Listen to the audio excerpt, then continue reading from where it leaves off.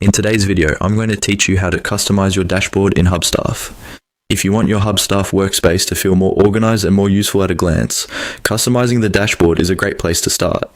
Your dashboard is usually the first thing you see after signing in, so making sure it shows the information that matters most to you can save time and make navigation much easier. To begin, go to Hubstaff and click on Dashboard. This will take you to the main dashboard view, where you can see your current layout and the widgets that are already being displayed. Depending on your account setup, this page may include different types of data, summaries, or visual panels. The goal here is simply to get to the area where those dashboard elements can be adjusted.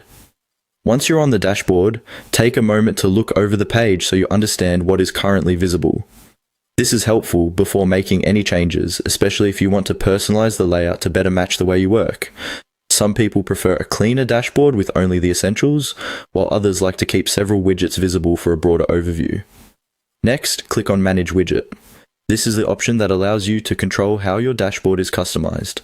When you open it, you'll be entering the area where dashboard widgets can be managed, which is typically where you can decide what appears on the screen and how your dashboard is configured. As you work in this section, it's a good idea to think about which information you check most often.